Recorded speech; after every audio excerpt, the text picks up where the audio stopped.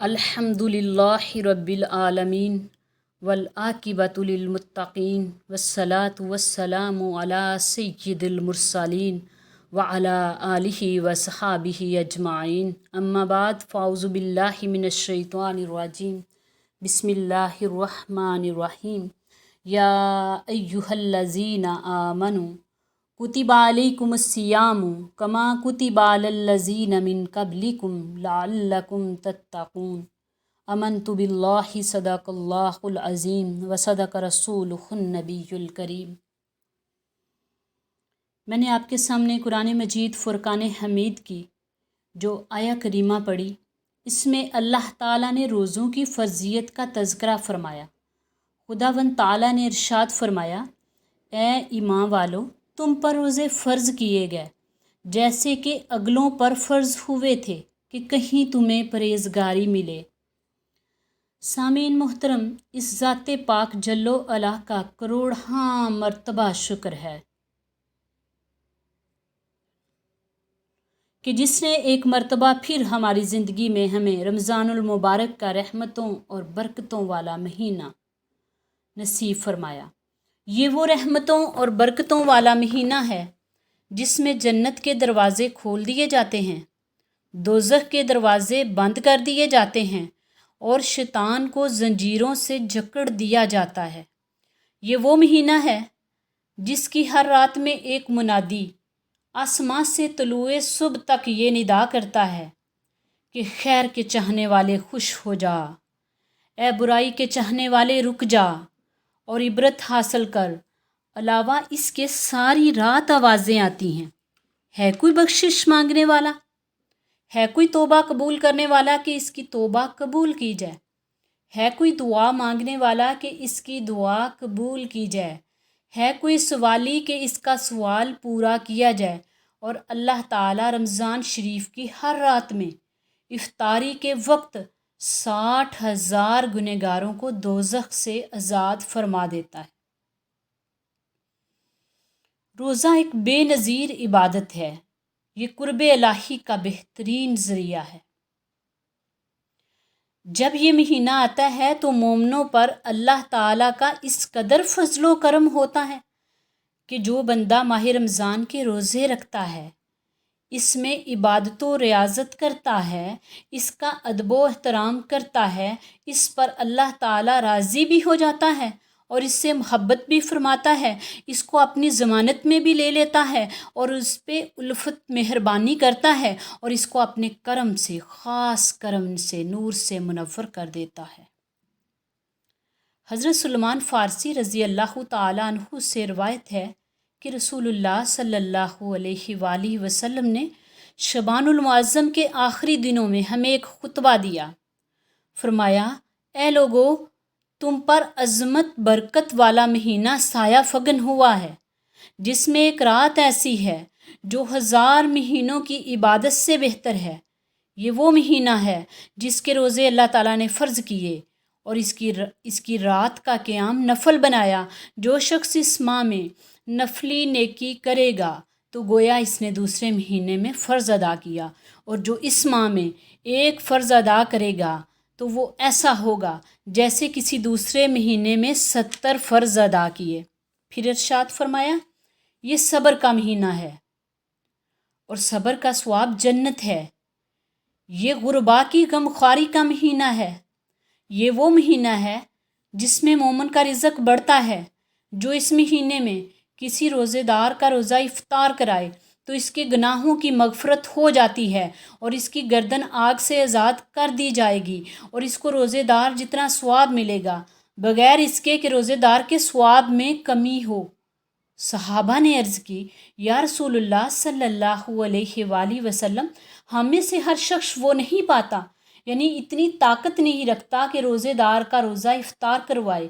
تو امام الانبیاء صلی اللہ علیہ وآلہ وسلم نے فرمایا کہ اللہ تعالیٰ یہ ثواب اس کو بھی دے گا جو روزہ دار کو ایک گھونٹ دودھ یا ایک کھجور یا ایک گھونٹ پانی سے افطار کروائے۔ جو روزے دار کو پیٹ بھر کر پلائے کھلائے، اسے اللہ تعالیٰ میرے حوض کوثر سے وہ پانی پلائے گا جس سے کبھی وہ پیاسا نہ ہوگا۔ حتیٰ کہ جنت میں داخل ہو جائے گا۔ یہ وہ مہینہ ہے جس کا اول حصہ رحمت، درمیانی حصہ مغفرت اور آخری حصہ جہنم سے آزادی کا ہے۔ جو اس مہینے میں اپنے متحد سے کام میں تخفیف کرے، اس کو اللہ تعالیٰ بخش دے گا اور آگ سے نجات عطا فرمائے گا۔ جیسا کہ آپ صلی اللہ علیہ وسلم کا فرمان ذیشان سنا کہ یہ وہ مہینہ ہے جس میں ایک نفل کا ثواب دوسرے مہینے فرض پڑھنے کے برابر ہے۔ تو صلاۃ التراویح نفل ہیں، اب مرضی ہے کوئی 8 تراویح پڑھے یا اس سے کم پڑھے۔ بہرحال اگر کوئی 8 پڑھے گا تو 8 فرضوں کا ثواب ملے گا، اگر کوئی 20 پڑھے گا تو اسے 20 فرضوں کا ثواب ملے گا۔ لہٰذا آپ خود ہی فیصلہ فرمائیں کہ زیادہ ثواب لینا ہے یا کم ثواب لینا ہے۔ اس کے بعد آپ صلی اللہ علیہ وسلم نے فرمایا وَهُوَ شَهْرُ الصَّبْرِ، یہ صبر کا مہینہ ہے۔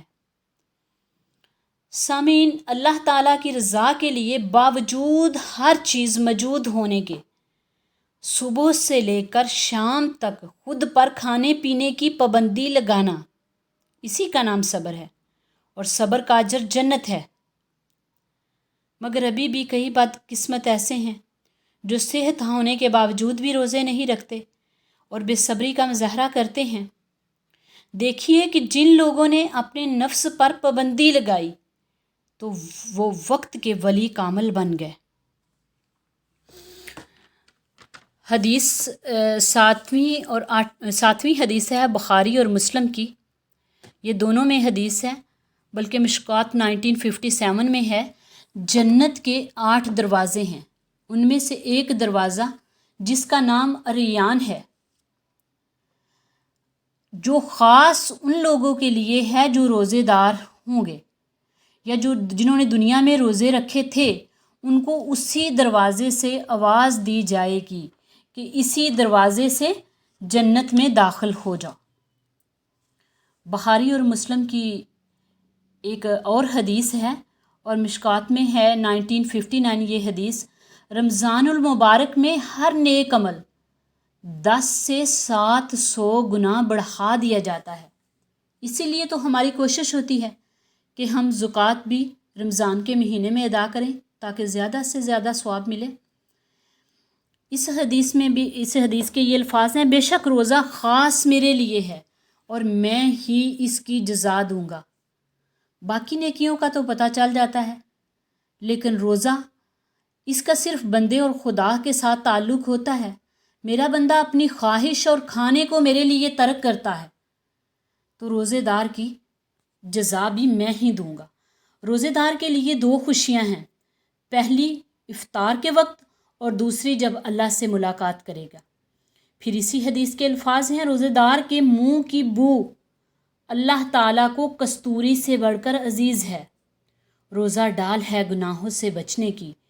جب تمہارا روزہ ہو تو فحش گوئی اور گناہوں سے اجتناب کرو، اور اگر کوئی تم سے جھگڑا کرے تو اسے کہہ دو کہ میں روزے کی حالت میں ہوں۔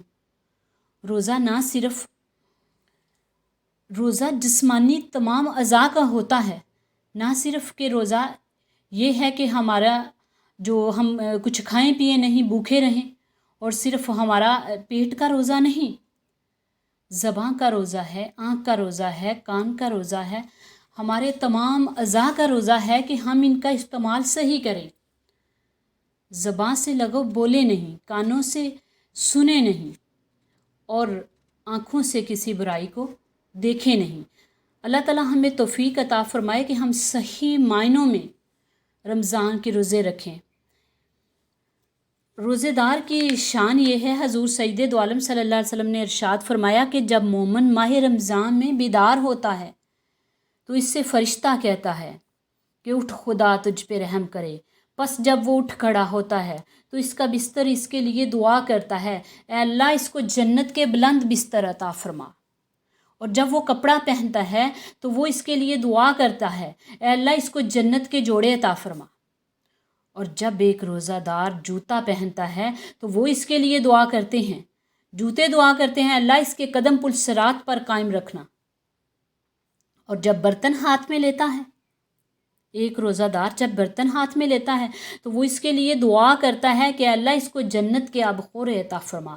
اور جب وضو کرتا ہے تو پانی اس کے لیے دعا کرتا ہے، اے اللہ اس کو گناہوں اور خطاؤں سے پاک صاف کر دے۔ اور جس وقت کعبہ شریف کی طرف منہ کر کے نماز کے لیے کھڑا ہوتا ہے تو بیت اللہ اس کے لیے دعا کرتا ہے، اے اللہ اس کی لحد کو روشن کر دے اور اس کی قبر کو کشادہ کر دے۔ اور پھر اللہ تعالیٰ اپنے اس بندے کو فرماتا ہے، اے میرے بندے اب تیری طرف سے دعا ہے اور میری طرف سے قبولیت ہے۔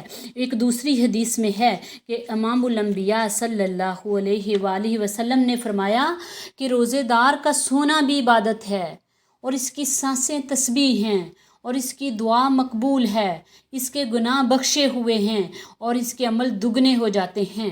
الغرض رمضان شریف کا مہینہ ہمارے لیے رحمت ہی رحمت ہے، برکت ہی برکت ہے۔